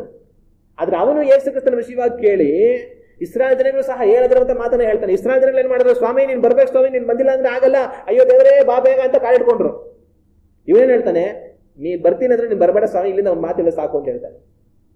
ಆಗ ಇಸ್ರಾಯೇಲ್ ಜನಗಳ ನಂಬಿಕೆಗೂ ಈ ಒಂದು ಶತಾಧಿಪತಿಯ ನಂಬಿಕೆಗೆ ಎಷ್ಟು ವ್ಯತ್ಯಾಸ ಇದೆ ಅದನ್ನ ನೋಡಿ ಜನಗಳ ಕಡೆಗೆ ತಿರುಗಿಕೊಂಡು ಇಸ್ರಾಯೇಲರಲ್ಲಿ ಇಂಥ ನಂಬಿಕೆಯನ್ನು ನಾನು ಕಾಣಲಿಲ್ಲ ಅಂತ ತನ್ನ ನಂಬಿಕೆ ದೊಡ್ಡದು ಅಂತ ಯೇಸು ಕ್ರಿಸ್ತನು ಹೇಳ್ತಾರೆ. ಅದು ಮಾತ್ರ ಅಂದ್ರೆ ಇನ್ನೊಂದ್ಸರಿ ಅವರು ಬೇರೆ ಒಂದು ಸ್ಥಳಕ್ಕೆ ಹೋಗಿರುವಾಗ, ತೂರ್ ಸೀದೋನ್ ಪ್ರಾಂತ್ಯಗಳಿಗೆ ಹೋಗಿ ಬರುವಾಗ ಅಲ್ಲಿ ಒಂದು ಕಾನಾನ್ಯ ಸ್ತ್ರೀ ಬರ್ತಾಳೆ. ತನ್ನ ಮಗಳಿಗೆ ದೆವ್ವ ಇಟ್ಕೊಂಡಿರುತ್ತೆ. ಯೇಸು ಕ್ರಿಸ್ತನ ದಾರಿಯಲ್ಲಿ ಹೋಗ್ತಾ ಇರುವಾಗ ಆತನ ವಿಷಯವಾಗಿ ತಾನು ಕೇಳಲ್ಪಟ್ಟು ಈತನು ನನ್ನ ಮಗಳನ್ನ ಬಿಡಿಸೋದಕ್ಕೆ ಸಾಧ್ಯ ಅಂತ ಹೇಳಿ ಆತನ ಹಿಂದೆ ಬಂದು ಕೇಳ್ಕೊಳ್ತಾಳೆ. ಆದ್ರೆ ಯೇಸು ಕ್ರಿಸ್ತನ ಉತ್ತರ ಕೊಡೋದಿಲ್ಲ. ಆಕೆ ಹತ್ರ ಏನು ಮಾತಾಡೋದಿಲ್ಲ. ಆಕೆಯ ಮಗಳನ್ನ ಬಿಡಿಸುವಂತ ಒಂದು ಕಾರ್ಯವನ್ನು ಯೇಸು ಕ್ರಿಸ್ತನ್ ಮಾಡೋದಿಲ್ಲ. ಆದ್ರೆ ಆತನ ಎಷ್ಟು ತನ್ನೊಟ್ಟಿಗೆ ಮಾತಾಡೋದಿಲ್ಲ, ತನ್ನ ಮಗಳಿಗೆ ಬಿಡುಗಡೆ ಮಾಡೋದಿಲ್ಲ ಅಂತ ಹೇಳಿ ಮುಂದೆ ಹೋಗ್ತಾ ಇದ್ರು ಕೂಡ ಆಕೆ ಬಿಡೋದಿಲ್ಲ. ಕಡೆಗೆ ಯೇಸು ಕ್ರಿಸ್ತನ್ ಏನ್ ಹೇಳ್ತಾರೆ, ಅಮ್ಮ ನಿನ್ನ ನಂಬಿಕೆ ದೊಡ್ಡದು, ನಿನ್ನ ಮಗಳಿಗೆ ಬಿಡುಗಡೆ ಆಯ್ತು, ಹೋಗು ಅಂತ ಹೇಳಿ ಕಳಿಸ್ತಾರೆ. ಆಗ ಅನ್ಯಜನನಾಗಿದ್ದಂತ ರೋಮ್ ಸಾಮ್ರಾಜ್ಯದ ಶತಾಧಿಪತಿಗೆ ನಿನ್ನ ನಂಬಿಕೆ ದೊಡ್ಡದು ಅಂತ ಹೇಳಿದ್ರು. ಅನ್ಯಜನಗಳಾಗಿರುವಂತ ಕಾನಾನ್ಯರ ಸ್ತ್ರೀಗೆ ನಿನ್ನ ನಂಬಿಕೆ ದೊಡ್ಡದು ಅಂತ ಹೇಳಿದ್ರು. ಆಗ ಒಂದು ಗುಂಪು ನಂಬಿಕೆ ಇಲ್ಲದವರು, ಒಂದು ಗುಂಪು ಅಲ್ಪ ವಿಶ್ವಾಸಿಗಳು, ಇನ್ನೊಂದು ಗುಂಪು ದೊಡ್ಡ ನಂಬಿಕೆ ಇರುವಂತವರು. ಹಲ್ಲೆಲೂಯಾ. ಈ ನಂಬಿಕೆ ಯೇಸು ಕ್ರಿಸ್ತನನ್ನ ಆಶ್ಚರ್ಯಪಡಿಸ್ತು. ನಿಮ್ಮ ನಂಬಿಕೆ ಎಂಥದ್ದು ಅಂತ. ನಿಮ್ಮ ನಂಬಿಕೆ ಅಂಥದ್ದಾಗಿರಬೇಕು. ಹಲ್ಲೆಲೂಯಾ. ನಿಮ್ಮ ನಂಬಿಕೆ ಯೇಸು ಕ್ರಿಸ್ತನನ್ನ ಆಶ್ಚರ್ಯಪಡಿಸಬೇಕು. ಎಂಥ ನಂಬಿಕೆ ಉಳ್ಳವರು ಇವರು ಅಂತ ದೇವರ ಆಶ್ಚರ್ಯ ಪಡಬೇಕು. ಆ ರೀತಿಯಾಗಿ ನಮ್ಮ ನಂಬಿಕೆ ಇರಬೇಕು. ಹಲ್ಲೆಲೂಯಾ. ಆದ್ರೆ ಅನೇಕ ಸಮಯಗಳಲ್ಲಿ ನಮ್ಮ ನಂಬಿಕೆ ಹೆಂಗಿರುತ್ತೆ ಅಂತಂದ್ರೆ ದೇವರು ಕಣ್ಣೀರಿಡೋ ತರ ಇರುತ್ತೆ. ನಮ್ಮ ನಂಬಿಕೆಯನ್ನು ನೋಡಿ ದೇವರು ದುಃಖ ಪಡೋ ತರ ಇರುತ್ತೆ, ದೇವರು ಬಾಧೆ ಪಡೋ ತರ ಇರುತ್ತೆ. ನೀವು ನಂಬಿಕೆಯಲ್ಲಿ ನಂಬಿಗಸ್ತರಾಗಿ ಇರಬೇಕು. ಹಲ್ಲೆಲೂಯಾ. ದೇವರ ವಾಕ್ಯ ಹೇಳುತ್ತದೆ, ನಂಬಿಗಸ್ತನು ಆಶೀರ್ವಾದ ಪೂರ್ಣನಾಗುವನು. ಯಾವನ ಆಶೀರ್ವಾದವನ್ನು ಹೊಂದ್ಕೊಳ್ತಾನೆ? ನಂಬಿಗಸ್ತನು. ಏನೆಲ್ಲದರಲ್ಲಿ ನಾವು ನಂಬಿಗಸ್ತರಾಗಿರಬೇಕು? ದೇವರಿಗೆ ನಂಬಿಗಸ್ತರಾಗಿರಬೇಕು. ದೇವರಲ್ಲಿಯೂ ಯಾವ ವಿಷಯಗಳಿಗೆ ನಾವು ನಂಬಿಗಸ್ತರಾಗಿರಬೇಕು? ಪ್ರಧಾನವಾಗಿ ದೇವರಲ್ಲಿ ನಾವು ಇಟ್ಟಿರುವಂತಹ ನಂಬಿಕೆಯ ವಿಷಯದಲ್ಲಿ ನಾವು ನಂಬಿಗಸ್ತರಾಗಿರಬೇಕು. ಎಂಥ ಸಂದರ್ಭಗಳಲ್ಲಿಯೂ ನಮ್ಮ ನಂಬಿಕೆ ಸ್ಥಿರವಾಗಿರಬೇಕು, ದೃಢವಾಗಿ ನಾವಿರಬೇಕು. ಹಲ್ಲೆಲೂಯಾ. ಇವತ್ತು ನಿಮ್ಮ ನಂಬಿಕೆ ಬಗ್ಗೆ ನಾವು ಪರೀಕ್ಷೆ ಮಾಡ್ಕೊಳ್ಳೋಣ. ನಮ್ಮ ನಂಬಿಕೆಯಲ್ಲಿ ನಂಬಿಗಸ್ತರಾಗಿದ್ದೇವಾ? ನಮ್ಮ ನಂಬಿಕೆ ಯಾವ ಹಂತದಲ್ಲಿದೆ? ದೇವರು ನಮ್ಮನ್ನು ನೋಡಿ ದುಃಖ ಪಡುವ ಹಾಗಿದೆಯಾ? ಅಥವಾ ದೇವರು ನಮ್ಮನ್ನು ನೋಡಿ ಅಲ್ಪವಿಶ್ವಾಸಿಗಳೇ ಅಂತ ಗದರಿಸುವ ಹಾಗಿದೆಯಾ? ಅಥವಾ ದೇವರು ನಮ್ಮನ್ನು ನೋಡಿ ದೊಡ್ಡ ನಂಬಿಕೆ, ಇಂಥ ನಂಬಿಕೆಯನ್ನು ನಾನು ಕಾಣಲಿಲ್ಲ ಅಂತ ಹೇಳೋ ಹಾಗಿದೆಯಾ? ನಾವು ಯೋಚನೆ ಮಾಡಿ ನೋಡೋಣ. ದೇವರ ವಾಕ್ಯವನ್ನು ನಾವು ಓದಿ ನೋಡುವಾಗ ಕೊರಿಂಥರಿಗೆ ಬರೆದಂತ ಮೊದಲನೆಯ ಪತ್ರಿಕೆ 16ನೇ ಅಧ್ಯಾಯ 13ನೇ ವಾಕ್ಯ, ಎಚ್ಚರವಾಗಿರಿ, ಕ್ರಿಸ್ತ ನಂಬಿಕೆಯಲ್ಲಿ ದೃಢವಾಗಿ ನಿಲ್ಲಿರಿ. ಹಲ್ಲೆಲೂಯಾ. ಈ ವಾಕ್ಯವನ್ನು ನಾವು ಓದುವಾಗ ಅಪೊಸ್ತಲನಾಗಿರುವಂತಹ ಪೌಲನು ಹೇಳೋ ಮಾತೇನಂತಂದ್ರೆ, ಎಚ್ಚರವಾಗಿರಿ, ಕ್ರಿಸ್ತ ನಂಬಿಕೆಯಲ್ಲಿ ದೃಢವಾಗಿ ನಿಲ್ಲಿರಿ ಎಂಬುದಾಗಿ. ಹಲ್ಲೆಲೂಯಾ. ನೀವು ಕ್ರಿಸ್ತ ಯೇಸುವಿನಲ್ಲಿರುವಂತ ನಂಬಿಕೆಯಲ್ಲಿ ದೃಢವಾಗಿ ನಿಲ್ಲಬೇಕಂತ ಹೇಳಿ ದೇವರ ವಾಕ್ಯ ನಮಗೆ ಹೇಳುತ್ತೆ. ಅದು ಮಾತ್ರ ಅಲ್ದರ ಪೇತ್ರನ ಬರೆದಂತ ಮೊದಲನೆಯ ಪತ್ರಿಕೆ 5ನೇ ಅಧ್ಯಾಯ ವಾಕ್ಯಗಳು 8 ಮತ್ತು 9 ನಾವು ಓದಿ ನೋಡೋಣ. ಸ್ವಸ್ಥ ಚಿತ್ತರಾಗಿರಿ, ಎಚ್ಚರವಾಗಿರಿ. ನಿಮ್ಮ ವಿರೋಧಿಯಾಗಿರುವ ಸೈತಾನನು ಗರ್ಜಿಸುವ ಸಿಂಹದೋಪಾದಿಯಲ್ಲಿ ಯಾರನ್ನು ನುಂಗಲಿ ಎಂದು ಹುಡುಕುತ್ತಾ ತಿರುಗುತ್ತಾನೆ. ನೀವು ನಂಬಿಕೆಯಲ್ಲಿ ದೃಢವಾಗಿದ್ದು ಅವನನ್ನ ಎದುರಿಸಿರಿ. ಈ ವಾಕ್ಯದಲ್ಲಿ ಪೇತ್ರ ವಿಶ್ವಾಸಿಗಳಿಗೆ ಬರೆಯೋದೇನಂತಂದ್ರೆ, ಸ್ವಸ್ಥ ಚಿತ್ತರಾಗಿರಿ, ಎಚ್ಚರಿಕೆಯಾಗಿರಿ. ಕಾರಣ ಏನಂತಂದ್ರೆ, ಸೈತಾನನು ಗರ್ಜಿಸುವ ಸಿಂಹದ ರೀತಿಯಲ್ಲಿ ಯಾರನ್ನ ನುಂಗಬೇಕಂತ ಹೇಳಿ ಅವನು ಸುತ್ತಿ ತಿರುಗಾಡ್ತಾ ಇರ್ತಾನೆ. ನಿಮ್ಮನ್ನು ನುಂಗಬೇಕಂತ ಅವನು ಕಾಯ್ತಾ ಇರ್ತಾನೆ. ಆಗ ನೀವೇನ್ ಮಾಡ್ಬೇಕು ಅಂತಂತಂದ್ರೆ, ನೀವು ನಂಬಿಕೆಯಲ್ಲಿ ದೃಢವಾಗಿದ್ದು ಅವನನ್ನ ಎದುರಿಸಿರಿ. ಗರ್ಜಿಸುವ ಸಿಂಹದೋಪಾದಿಯಲ್ಲಿ ಬರುವಂತಹ ಸೈತಾನನನ್ನ ನೀವು ಯಾವ ರೀತಿ ಎದುರಿಸಬೇಕಂತ ಪೇತ್ರ ಬರೀತಾನೆ ಅಂತಂದ್ರೆ, ನೀವು ನಂಬಿಕೆಯಲ್ಲಿ ದೃಢವಾಗಿದ್ದು ಅವನನ್ನು ಎದುರಿಸಿರಿ. ಸೈತಾನನನ್ನ ಜಯಿಸುವಂತ ಒಂದೇ ಕಾರ್ಯ ನಮ್ಮ ನಂಬಿಕೆ. ಹಲ್ಲೆಲೂಯಾ. ದೇವರ ಮೇಲೆ ನಾವು ಇಟ್ಟಿರುವಂತ ನಂಬಿಕೆ ಸೈತಾನನನ್ನ ಜಯಿಸುವ ಹಾಗೆ ಮಾಡುತ್ತೆ. ಸೈತಾನ ಏನ್ ಮಾಡ್ತಾನೆ, ಅವನು ನುಂಗಿ ಹಾಕಬೇಕಂತ ಗರ್ಜಿಸುವ ಸಿಂಹದೋಪಾದಿಯಲ್ಲಿ ಬರ್ತಾನೆ. ಆದ್ರೆ ದೇವರ ಮೇಲೆ ನಾವು ಇಟ್ಟಿರುವಂತ ನಂಬಿಕೆ ದೃಢವಾಗಿದ್ರೆ ಅವನನ್ನ ಎದುರಿಸೋದಕ್ಕೆ, ಜಯಿಸೋದಕ್ಕೆ, ಅವನನ್ನ ಓಡಿಸೋದಕ್ಕೆ ನಮ್ಮಿಂದ ಸಾಧ್ಯ. ಹಲ್ಲೆಲೂಯಾ. ಸೈತಾನು ನಮ್ಮಿಂದ ಏನ್ ಬೇಕಾದ್ರೂ ಕಿತ್ಕೊಳ್ಬಹುದು, ದೇವರ ಅಪ್ಪಣೆಯನ್ನ ಪಡೆದು. ಆದ್ರೆ ಒಂದನ್ನು ಮಾತ್ರ ಅವನು ನಮ್ಮಿಂದ ಕಿತ್ತುಕೊಳ್ಳೋದಕ್ಕೆ ಆಗುದಿಲ್ಲ. ಅದೇನಂತಂದ್ರೆ ದೇವರ ಮೇಲೆ ನಾವು ಇಟ್ಟಿರುವಂತ ನಂಬಿಕೆ. ಹಲ್ಲೆಲೂಯಾ. ಆದ್ರೆ ಆ ನಂಬಿಕೆಯನ್ನ ಯಾರು ಕಿತ್ತಾಕ್ಬೋದು ಅಂತಂದ್ರೆ ನಾವೇ ಕಿತ್ತಾಕ್ಬೋದು. ನಮಗೆದುರಾಗುವಂತ ಕಾರ್ಯಗಳನ್ನು ಕಂಡು ಅನೇಕ ಸಮಯಗಳಲ್ಲಿ ನಾವೇನ್ ಮಾಡ್ತೀವಿ, ನಾವೇ ಆ ನಂಬಿಕೆಯನ್ನ ಕಿತ್ತಾಕ್ಬಿಡ್ತೀವಿ. ಮೋಶೆ ಪರ್ವತದ ಮೇಲಿಂದ ದೇವರ ದಶಾಜ್ಞೆಗಳನ್ನ ಹಲಗೆ ಮೇಲೆ ತರ್ತಾನೆ, ಕಲ್ಲಿನ ಹಲಗೆ ಮೇಲೆ ದೇವರು ಮಾಡಿಕೊಟ್ಟಿದ್ರು. ಕೆಳಗಡೆ ಬಂದು ಬುಡಕ್ಕೆ ಬರುವಾಗ ಇಸ್ರಾಯೇಲ್ಯರು ಮಾಡಿದಂತ ಪಾಪವನ್ನು ನೋಡಿ ಕೋಪಗೊಂಡು ಮೋಶೆ ಏನ್ ಮಾಡ್ತಾನೆ, ಅದನ್ನ ಎತ್ತಿ ಕೆಳಗಡೆ ಹಾಕಿ ಹೊಡೆದಾಕ್ತಾನೆ. ಇದೇ ತರನೇ ನಮ್ಮ ನಂಬಿಕೆಯನ್ನ ಯಾರು ಹೊಡೆಯೋದಕ್ಕಾಗೋದಿಲ್ಲ, ನಮ್ಮ ನಂಬಿಕೆಯನ್ನ ನಾವೇ ಹೊಡೆದಾಕ್ತಿರ್ತೀವಿ. ಆದರೆ ನಮ್ಮ ನಂಬಿಕೆಯನ್ನು ನಾವು ಹೊಡೆದಾಕದೆ ದೃಢವಾಗಿ ಅದನ್ನು ಹಿಡ್ಕೊಂಡ್ರೆ ಕ್ರಿಸ್ತನಲ್ಲಿ ನಾವು ಎಲ್ಲವರ ಜಯಿಸೋದಕ್ಕೆ ಸಾಧ್ಯ. ಹಲ್ಲೆಲೂಯಾ. ಅದಕ್ಕಾಗಿ ಯೇಸು ಕ್ರಿಸ್ತನು ಹೇಳಿದ್ರು, ಸಾಸಿವೆಕಾಳಷ್ಟು ನಂಬಿಕೆ ನಿಮಗಿದ್ದರೂ ಸಹ ಪರ್ವತವನ್ನು ನೀವು ಕಿತ್ಕೊಂಡು ಹೋಗಿ ಸಮುದ್ರದಲ್ಲಿ ಬೀಳು ಅಂದ್ರೆ ಅದು ಬೀಳುತ್ತೆ ಅಂತ ಹೇಳಿ. ನಮ್ಮ ನಂಬಿಕೆ ಯಾವ ರೀತಿಯಾಗಿದೆ ಅನ್ನೋದನ್ನ ಇವತ್ತು ನಾವು ಒಂದು ಕ್ಷಣ ಪರೀಕ್ಷಿಸಿ ನೋಡೋಣ. ದೇವರ ವಾಕ್ಯ ಹೇಳುತ್ತದೆ, ನಂಬಿಗಸ್ತನು ಆಶೀರ್ವಾದ ಪೂರ್ಣನಾಗುವನು ಎಂಬುದಾಗಿ. ನಾನು ನೀವು ನಂಬಿಗಸ್ತರಾಗಿರಬೇಕು, ಕರ್ತನಿಗೆ ನಂಬಿಗಸ್ತರಾಗಿರಬೇಕು. ಕರ್ತನಲ್ಲಿ ನಾವು ಇಟ್ಟಿರುವಂಥ ನಂಬಿಕೆಯಲ್ಲಿ ನಾವು ನಂಬಿಗಸ್ತರಾಗಿರಬೇಕು. ಆ ನಂಬಿಕೆ ಯಾವತ್ತೂ ಸಹ ಮೇಲೆ ಕೆಳಗಡೆ ಆಗಬಾರದು. ದೇವ್ರು ನಮಗೆ ಒಳ್ಳೇದು ಮಾಡೋವಾಗಲೆಲ್ಲ ದೇವ್ರಿಗೆ ಸ್ತೋತ್ರ, ನಮಗೇನೋ ಸಮಸ್ಯೆಗಳು ಬಂತು ಅಂತಂದ್ರೆ ಅಯ್ಯೋ ದೇವ್ರನ್ನ ನಂಬಿಕೆ ಏನು ಪ್ರಯೋಜನ ಅನ್ನೋ ರೀತಿಯಲ್ಲ ನಂಬಿಕೆಯಲ್ಲಿ ಅಲ್ಲ. ಆದರೆ ಎಲ್ಲ ಸಮಯದಲ್ಲಿ ದೇವರಲ್ಲಿ ನಾವು ಒಂದೇ ನಂಬಿಕೆ ಉಳ್ಳವರಾಗಿ ಇರಬೇಕು. ಹಲ್ಲೆಲೂಯಾ. ಆ ರೀತಿಯಾಗಿ ಜೀವಿಸೋದಕ್ಕೆ ದೇವರು ನಮಗೆ ಸಹಾಯವನ್ನು ಮಾಡಲಿ. ನಂಬಿಗಸ್ತನು ಆಶೀರ್ವಾದ ಪೂರ್ಣನಾಗುವನು. ನಾನು ನೀವು ದೇವರಲ್ಲಿಟ್ಟಂಥ ನಂಬಿಕೆಯ ನಿಮಿತ್ತ ಯಾವ ಆಶೀರ್ವಾದವನ್ನು ಹೊಂದ್ಕೊಳ್ತೀವಿ, ದೇವರಲ್ಲಿ ನಾವು ಇಟ್ಟಂಥ ನಂಬಿಕೆಯ ನಿಮಿತ್ತ ನಾವು ಯಾವ ಆಶೀರ್ವಾದವನ್ನು ಹೊಂದ್ಕೊಳ್ತೀವಿ ಅಂತಂತಂದ್ರೆ ದೇವರ ಮಹಿಮೆಯನ್ನ ನಾವು ಕಾಣ್ತೇವೆ. ಹಲ್ಲೆಲೂಯಾ. ನಾವು ನಂಬಿಕೆಯಲ್ಲಿ ನಂಬಿಗಸ್ತರಾಗಿರುವಾಗ ನಾವು ಹೊಂದಿಕೊಳ್ಳುವಂಥ ಆಶೀರ್ವಾದ ದೇವರ ಮಹಿಮೆಯನ್ನ ನಾವು ಕಾಣ್ತೇವೆ. ಯೇಸು ಕ್ರಿಸ್ತನು ಹೇಳಿದ ಮಾತು, ನೀನು ನಂಬಿದರೆ ದೇವರ ಮಹಿಮೆಯನ್ನ ಕಾಣುವೆ ಎಂಬುದಾಗಿ. ನಾನು ನೀವು ನಂಬಿಕೆಯಲ್ಲಿ ನಂಬಿಗಸ್ತರಾಗಿರುವಾಗ ಅದು ದೇವರ ಮಹಿಮೆಯನ್ನು ನೋಡೋ ಹಾಗೆ ನಮಗೆ ಮಾಡುತ್ತೆ. ಆದರೆ ನಂಬಿಕೆಯಲ್ಲಿ ನಾವು ಅಪನಂಬಿಗಸ್ತರಾಗಿ ನಾವು ಇದ್ರೆ ದೇವರ ಮಹಿಮೆಯನ್ನ ಕಾಣದ ಹಾಗೆ ಮರೆ ಮಾಡಿಬಿಡುತ್ತೆ. ಆ ರೀತಿ ಆಗೋದು ಬೇಡ. ನಾವು ನಂಬಿಕೆಯಲ್ಲಿ ನಂಬಿಗಸ್ತರಾಗಿರೋಣ, ದೃಢವಾಗಿರೋಣ, ದೇವರ ಮಹಿಮೆಯನ್ನ ನಾವು ಕಾಣೋಣ. ನಾವೆಲ್ಲ ಎದ್ದು ನಿಂತು ಕಣ್ಣುಗಳನ್ನು ಮುಚ್ಚಿ ದೇವರನ್ನ ನೋಡಿ ಪ್ರಾರ್ಥನೆ ಮಾಡೋಣ. ಮೊದಲಾಗಿ, ನಾನು ದೇವರಿಗೆ ನಂಬಿಗಸ್ತನಾಗಿದ್ದೇನಾ? ದೇವರಲ್ಲಿಟ್ಟಂಥ ನಂಬಿಕೆಯಲ್ಲಿ ನಾನು ನಂಬಿಗಸ್ತನಾಗಿದ್ದೇನಾ?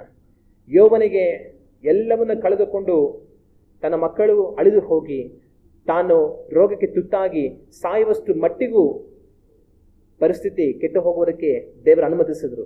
ಕಾರಣ, ಅಂಥ ಹಂತಕ್ಕೆ ಯೋಬನು ತಲುಪುವಾಗಲೂ ಸಹ ನನ್ನ ಮೇಲಿನ ನಂಬಿಕೆಯನ್ನು ತಾನು ತಿರಸ್ಕರಿಸುವುದಿಲ್ಲ ಎಂಬುದಾಗಿ ದೇವರಿಗೆ ತಿಳಿದಿತ್ತು.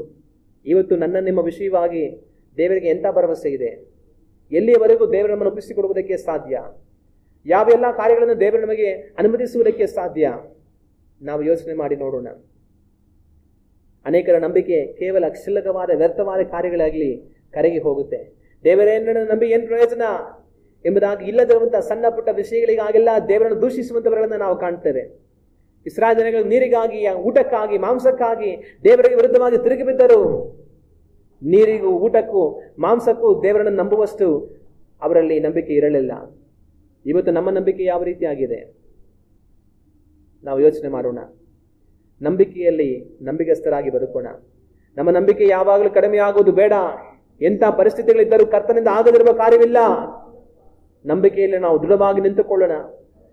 ಶತಾಧಿಪತಿಗೆ, ಕಾನಾನ್ಯ ಸ್ತ್ರೀಗೆ ಯೇಸು ಕ್ರಿಸ್ತನು ಹೇಳಿದ ಮಾತು, ನಿಮ್ಮ ನಂಬಿಕೆ ದೊಡ್ಡದು. ಇವತ್ತು ನಿಮ್ಮ ನಂಬಿಕೆಯನ್ನು ದೇವರು ನೋಡಿ ನಿಮ್ಮ ನಂಬಿಕೆ ದೊಡ್ಡದು ಎಂಬುದಾಗಿ ಹೇಳಬೇಕು. ನಂಬಿಕೆಯಲ್ಲಿ ನಾವು ಸೋತು ಹೋಗದೆ ನಂಬಿಗಸ್ತರಾಗಿ ಬದುಕೋಣ. ನಮ್ಮ ನಂಬಿಕೆಯನ್ನ ಪರೀಕ್ಷಿಸಿಕೊಳ್ಳೋಣ. ನಾವು ಕಣ್ಣುಗಳನ್ನು ಮುಚ್ಚಿ ದೇವರನ್ನು ನೋಡಿ ಪ್ರಾರ್ಥಿಸೋಣ. ನಮ್ಮನ್ನು ಬಹಳವಾಗಿ ಪ್ರೀತಿಸುವ ತಂದೆಯೇ, ನಮ್ಮ ಕರ್ತನಾದ ಯೇಸು ಕ್ರಿಸ್ತನ ನಾಮದಲ್ಲಿ ಈ ಒಂದು ಮಧ್ಯಾಹ್ನದಲ್ಲಿ ನಿಮ್ಮನ್ನು ನೋಡಿ ಪ್ರಾರ್ಥಿಸುತ್ತೇವೆ. ನಂಬಿಗಸ್ತನು ಆಶೀರ್ವಾದ ಪೂರ್ಣನಾಗುವನೆಂಬುದಾಗಿ ನಿಮ್ಮ ವಾಕ್ಯವೇ ಹೇಳುತ್ತದೆ. ತಂದೆಯೇ, ನಾವು ಏನೆಲ್ಲ ಕಾರ್ಯಗಳಲ್ಲಿ ನಂಬಿಗಸ್ತರಾಗಿರಬೇಕೆನ್ನುವುದನ್ನು ಧ್ಯಾನಿಸುತ್ತಾ ಕರ್ತನಿಗೆ ನಾವು ನಂಬಿಗಸ್ತರಾಗಿರಬೇಕು. ಕರ್ತನಲ್ಲಿಟ್ಟಂಥ ನಂಬಿಕೆಯಲ್ಲಿ ನಾವು ನಂಬಿಗಸ್ತರಾಗಿರಬೇಕು. ನಂಬಿಕೆಯಲ್ಲಿ ಸೋತು ಹೋಗಬಾರದು. ನಂಬಿಕೆಯು ಕಡಿಮೆಯಾಗಬಾರದು. ನಂಬಿಕೆಯಲ್ಲಿ ದೃಢವಾಗಿ ನಾವು ನಿಂತುಕೊಳ್ಳಬೇಕು. ನಮ್ಮಲ್ಲಿ ದೊಡ್ಡ ನಂಬಿಕೆ ಕಾಣಿಸಬೇಕೆಂಬುದಾಗಿ ನಿಮ್ಮ ವಾಕ್ಯವನ್ನು ತಂದೆಯೇ ನಾವು ಧ್ಯಾನ ಮಾಡಿದ್ದೇವಲ್ಲ. ಈ ದಿವಸದಲ್ಲಿ ತಂದೆಯೇ, ನಮ್ಮ ನಂಬಿಕೆಯನ್ನು ನಾವು ಪರೀಕ್ಷಿಸಿಕೊಳ್ಳುತ್ತೇವೆ. ತಂದೆಯೇ, ನಮ್ಮ ನಂಬಿಕೆ ಒಂದು ವೇಳೆ ಅದು ಬಲಹೀನವಾಗಿದ್ದರೆ, ಅಲ್ಪ ವಿಶ್ವಾಸವುಳ್ಳವರಾಗಿದ್ದರೆ, ನಂಬಿಕೆಯೇ ಕಳೆದು ಹೋಗಿದ್ದರೆ ತಂದೆಯೇ ನಮ್ಮನ್ನು ಕ್ಷಮಿಸಿ ಮನ್ನಿಸಿರಿ. ತಂದೆಯೇ, ನಾವು ದೃಢವಾದ, ಸ್ಥಿರವಾದ, ಬಲವಾದ ನಂಬಿಕೆ ಉಳ್ಳವರುಗಳಾಗಿ ಬೆಳೆಯುವಂತೆ ನಮಗೆ ಸಹಾಯವನ್ನು ಮಾಡಿರಿ. ತಂದೆಯೇ, ಶತಾಧಿಪತಿಯ ಆಳನ್ನ ತನ್ನ ನಂಬಿಕೆಯನ್ನು ನೋಡಿ ದೊಡ್ಡ ನಂಬಿಕೆ ಎಂಬುದಾಗಿ ಹೇಳಿದರಲ್ಲ, ಕಾನಾನ್ಯ ಸ್ತ್ರೀಯ ನಂಬಿಕೆಯನ್ನು ನೋಡಿ ದೊಡ್ಡ ನಂಬಿಕೆ ಎಂಬುದಾಗಿ ಹೇಳಿದರಲ್ಲ, ನಮ್ಮ ನಂಬಿಕೆಯನ್ನು ನೀವು ನೋಡಿ ದೊಡ್ಡ ನಂಬಿಕೆ ಎಂಬುದಾಗಿ ಹೇಳಬೇಕು. ನಿನ್ನ ನಂಬಿಕೆ ದೊಡ್ಡದು ಎಂಬುದಾಗಿ ತಂದೆಯೇ ನೀವು ಸಾಕ್ಷಿ ಕೊಡಬೇಕು. ತಂದೆಯ ಆ ರೀತಿಯಾಗಿ ಜೀವಿಸುವಂತೆ ನಮಗೆ ಸಹಾಯವನ್ನು ಮಾಡಿರಿ. ನಂಬಿಕೆಯಲ್ಲಿ ನಾವು ನಂಬಿಗಸ್ತರಾಗಿರುವಾಗ ದೇವರ ಮಹಿಮೆಯನ್ನು ಕಾಣುತ್ತೇವೆ. ಆದರೆ ನಂಬಿಕೆಯಲ್ಲಿ ನಾವು ಅಪನಂಬಿಕಸ್ಥರಾಗಿ ಸಣ್ಣ ಪುಟ್ಟದಕ್ಕೂ ಎಲ್ಲದಕ್ಕೂ ನಂಬಿಕೆಯನ್ನು ಕಳೆದುಕೊಂಡು ಕರ್ತನನ್ನು ಪ್ರಶ್ನಿಸುವವರಾದರೆ ಅದು ದೇವರ ಅನೇಕ ಮಹತ್ತಾರ ಕಾರ್ಯಗಳನ್ನು ಹಾಳು ಮಾಡುತ್ತಾರೆ. ತಂದೆಯ ಆ ರೀತಿಯಾಗಿ ನಾವಿರದೆ ನಿಮ್ಮ ಮಹಿಮೆಯನ್ನು ನಾವು ಕಾಣುವವರಾಗಿ ನಂಬಿಕೆಯಲ್ಲಿ ದೃಢವಾಗಿ ನಿಲ್ಲುವಂತೆ ನಮಗೆ ಸಹಾಯ ಮಾಡಿರಿ. ನಂಬಿಕೆಯಲ್ಲಿ ನಂಬಿಗಸ್ಥರಾಗಿರುವಂತೆ ನಮಗೆ ಸಹಾಯ ಮಾಡಿರಿ. ತಂದೆಯೇ, ನಿಮ್ಮ ಬಲವುಳ್ಳ ಹಸ್ತದಲ್ಲಿ ನಮ್ಮೆಲ್ಲರನ್ನು ಒಪ್ಪಿಸಿಕೊಡುತ್ತೇವೆ. ನಮ್ಮ ಕರ್ತನಾದ ಯೇಸು ಕ್ರಿಸ್ತನ ನಾಮದಲ್ಲಿ ಬೇಡುತ್ತಿದ್ದೇವೆ, ಪರಲೋಕದ ನಮ್ಮ ತಂದೆಯೇ. ಆಮೇನ್, ಆಮೇನ್.